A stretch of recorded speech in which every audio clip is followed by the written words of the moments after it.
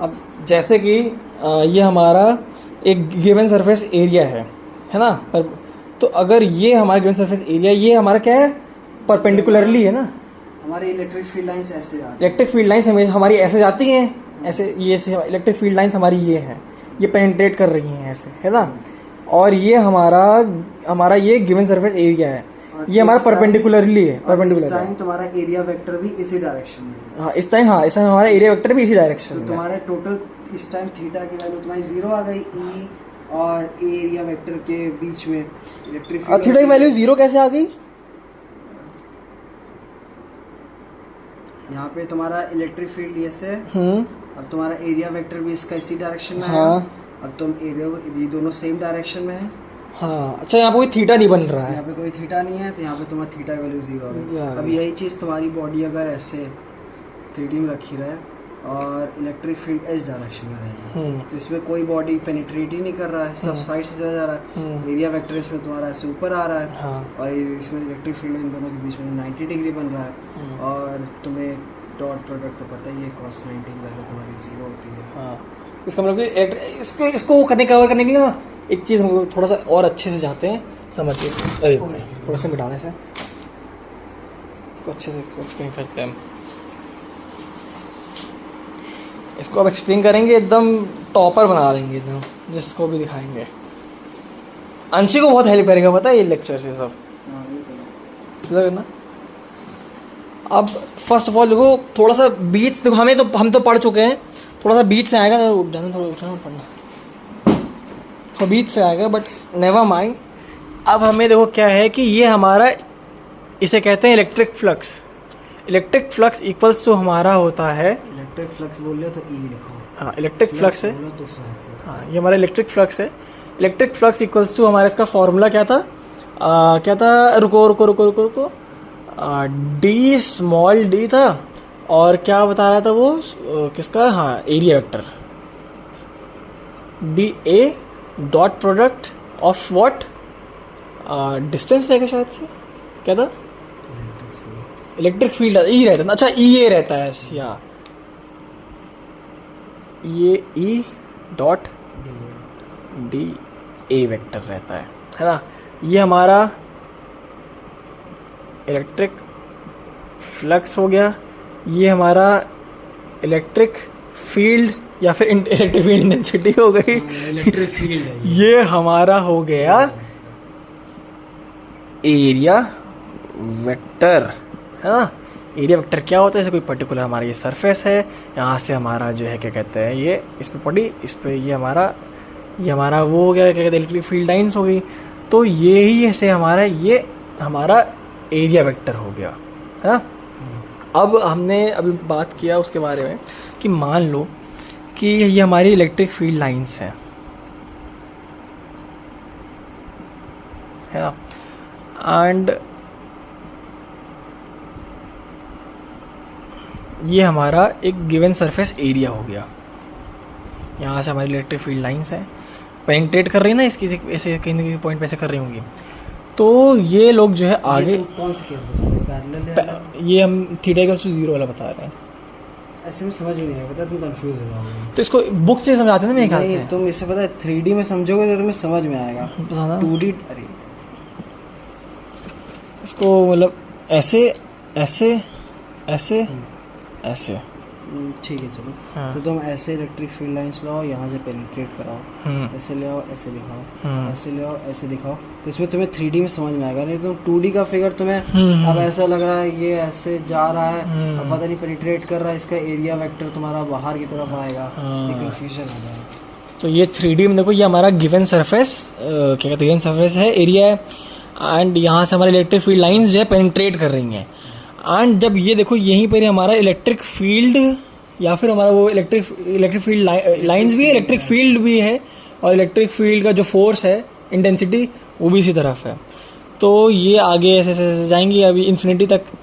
इन दोनों के बीच में कोई एंगल नहीं बन रहा है, तो यानी कि एरिया वेक्टर तो बनाओ। हाँ थीटा इक्वल्स टू 0 हो गया, सॉरी थीटा इक्वल्स टू 0 हुआ।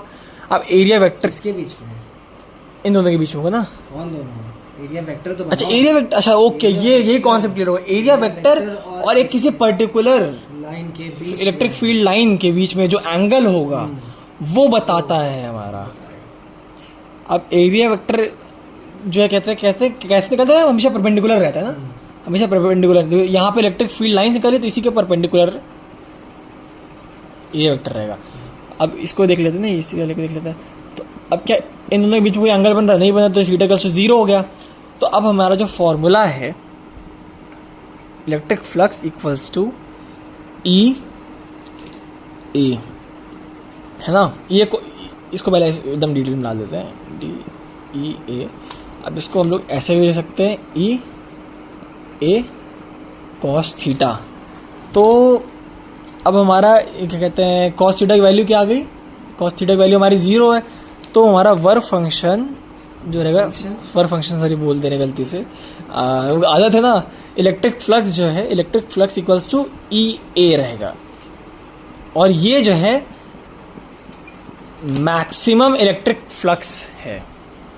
अब इसी का दूसरा एक केस है कि व्हाट इफ कि हमारा जो गिवन सरफेस वो है, गिवन सरफेस एरिया है, वो अगर थोड़ा पैरेलल, मान लो ज़मीन पे से पड़ा हुआ है एंड ये हमारी इलेक्ट्रिक फील्ड लाइंस जा रही हैं, मान लो उसको टच करते हुए भी जा रही हैं, है ना, पेंट्रेट नहीं कर रही, ये नीचे है उसके, स्लाइड करते हुए जा रही हैं।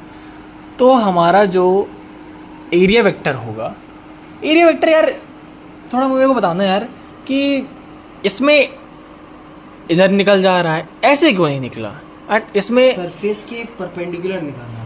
एंड सरफेस के परपेंडिकुलर अगर देखा जाए तो ये अच्छा ऐसे है, तो इसके अच्छा ओके, मानो ये ऐसे ऐसे टेढ़ी रखी है, हाँ, अगर इसके तुम परपेंडिकुलर सरफेस बताना तो तुम ऐसे तो बताओगे नहीं। अच्छा ये तो इसके पैरेलल हो जाएगा, ये इसके पैरेलल हो जाएगा, तो ये इसका परपेंडिकुलर हो गया।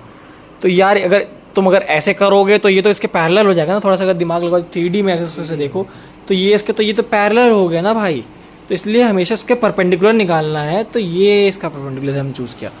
इधर भी अगर ये देखा जाए तो ज़मीन पड़ा हुआ है, तो इसका परपेंडिकुलर को ऐसे अगर निकालेंगे फिर से, तो या तो ये फिर से पैरेलल हो जाएगा ना, तो इसको ये हमारा परपेंडिकुलर निकालेंगे, ये हमारा एरिया वेक्टर है। तो अब इन दोनों के बीच में देखो यार एंगल बन रहा है, ये एंगल बन रहा है। एंगल क्या है, थीटा इक्वल्स टू 90 डिग्री। तो अब वही चीज़ है कि ई ए कॉस थीटा है, तो ये हमारा ई ए कॉस 90 हो जाएगा, एंड कॉस 90 हमारा क्या होता है, 0 होता है। दैट मीन्स कि यहाँ पर नो वर्क फंक्शन हो, सॉरी नो इलेक्ट्रिक फ्लक्स, यहाँ पर इलेक्ट्रिक फ्लक्स है ही नहीं, तो तुम्हारा मिनिमम, ये मिनिमम हो जाएगा। इलेक्ट्रिक फ्लक्स खत्म। हाँ, एंड उसका फिर 180 वाला है, वो जरा तुम बताना। वो तो ऑपोजिट हो जाएगा उसको, कॉपी की वो मिटाने वाला, अच्छा कॉपी उसको मिटा देते हैं। बताओ कि 180 वाला क्या, देखो मेरे को थोड़ा क्लियर हो जाएगा, तो बता दो, इनसे थोड़ी बताना, हमें अपना डाउट क्लियर करना है। उसको क्या है वो बहाना देगी कि आएगा नहीं, फ़ोन में इतना बड़ा लेक्चर है। बताओ क्या था 180 वाला, वही 3D सरफेस से की सीधा 3D सरफेस। चलो ऐसे बनाते हैं। हाँ, तो इलेक्ट्रिक बना दें, इलेक्ट्रिक फील्ड लाइंस।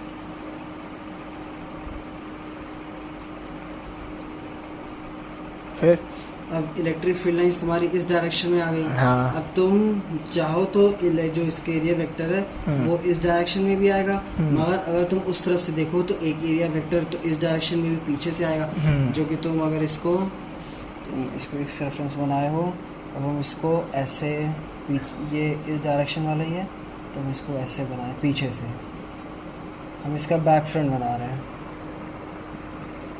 इस वाले का बैक व्यू है ये। हाँ, ये इलेक्ट्रिक फील्ड लाइंस ऐसे आ रही हैं और ऐसे निकल रही हैं, ऐसे आ रही है, ऐसे निकल रही है, ऐसे आ रही है, ऐसे निकल रही है इलेक्ट्रिक फील्ड। हाँ। तो एक एरिया वेक्टर तो हम लोग ये वाला दिखा दिए हैं। हाँ। तो एक एरिया वेक्टर तो हमारा इधर भी आ सकता है। हाँ। तो ये वाला अगर आ गया तो देखो इस वाले इन दोनों के बीच में एंगल 180 डिग्री का बन गया। तो इसका मतलब तुम्हारा ये cos 180 हो जाएगा, और cos 180 की वैल्यू तुम्हारी -1 होती है, तो माइनस ए की वैल्यू तुम्हारी -e आ जाएगी। हाँ। और ये भी तुम्हारी मैक्सिमम है but in opposite direction.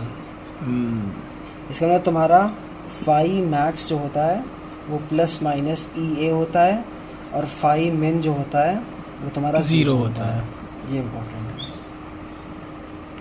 Got